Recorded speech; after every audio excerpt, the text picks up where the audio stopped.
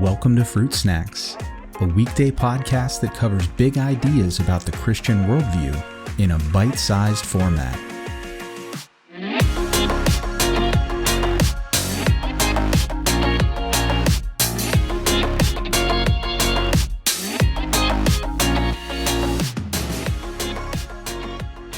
Hey everyone, on this episode we're looking at a parable, and this time it's going to be the parable out of Luke 16, which is the rich man and Lazarus.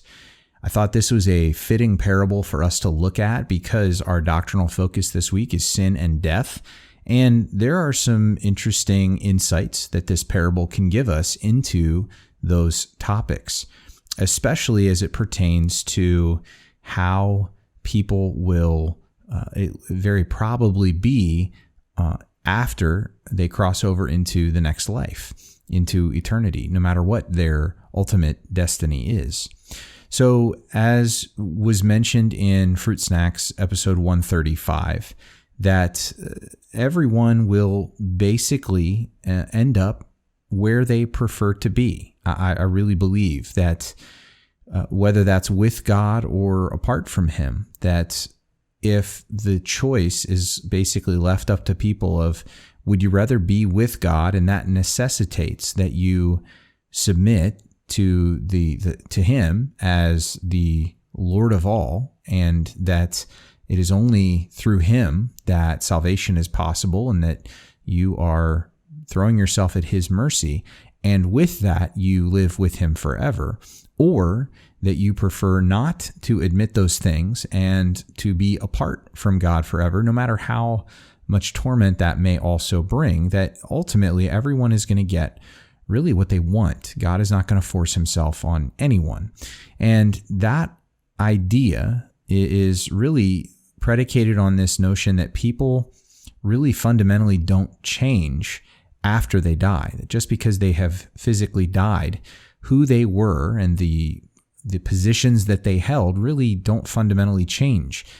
There's very little reason to think that they would, actually. And part of the rationale for that is not just some philosophizing. It actually is partly rooted in this parable that we find in Luke chapter 16. And the reason I say that is because this parable, I think, helps to illustrate that point, that people fundamentally don't change just because they die, from Jesus' own teaching.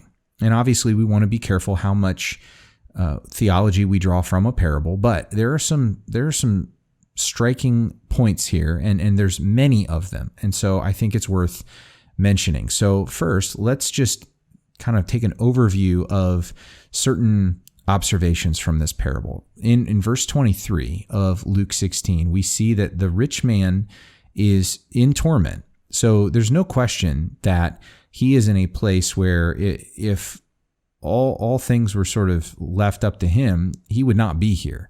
This is not a place he would choose to be.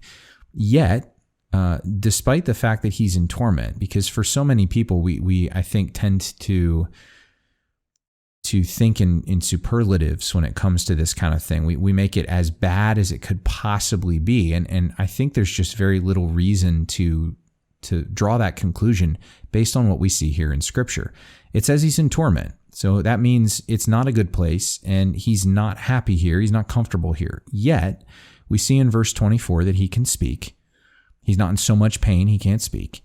We see in verses 24 and 27 that he's able to make requests. We see in verse 28 that he is actually able to construct and put together arguments. And in verse 30, he's able to respond to arguments. He makes a rebuttal to Abraham in verse 30. Now, all this would suggest that the torment that's being spoken of here is not something on the order of, every nerve fiber in his body being just in maxed out with pain. That's really not the picture that we get here. And because of the cognition that this rich man retains. And so I want us to note that first, because if he is still able to form thoughts and to have his cognitive abilities intact, even though he's in torment, then that means that he is thinking thought processes through, and he's thinking, and how would he be thinking? other than how he always has. And we notice this because when we look at in passing and just sort of the implications here in this parable of how this rich man treats Lazarus, we know from the passage before both of them died that Lazarus would sit outside of this rich man's home hoping for scraps from the table.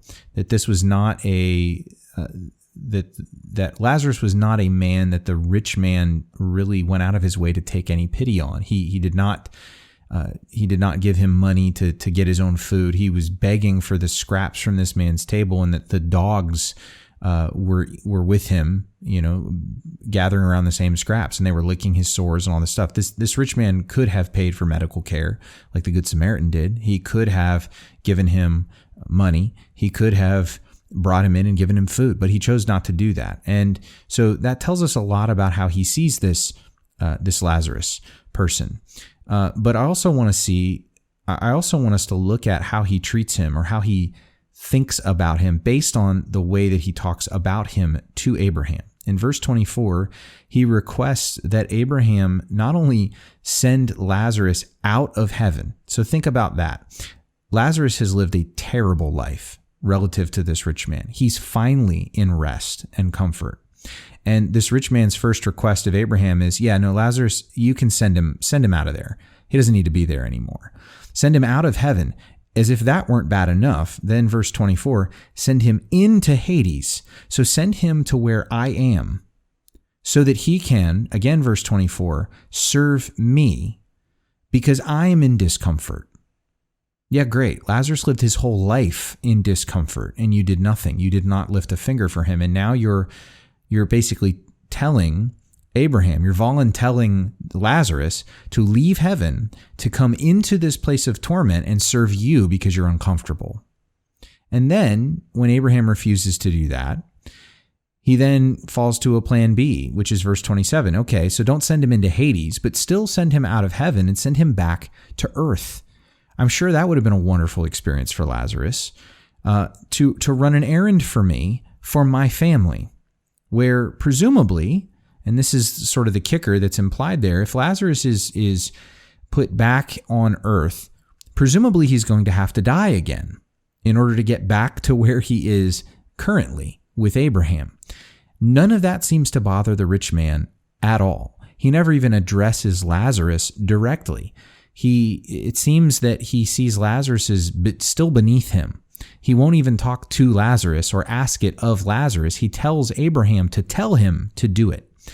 And this just says so much to me, that the rich man is still thinking of Lazarus the same way that he did when both of them were alive. And I think that there's just a lot here. It just makes sense. And if you're looking for sort of biblical credence for this idea that people don't change just because they die, that who they were in life is going to be who they are in the life to come, I think that this is a very full passage to go to and to study to back up that kind of idea. So we're going to talk more in the next episodes about the doctrines of sin and death, but I wanted to share this parable because there is some interesting insight into it as it relates to these important doctrines.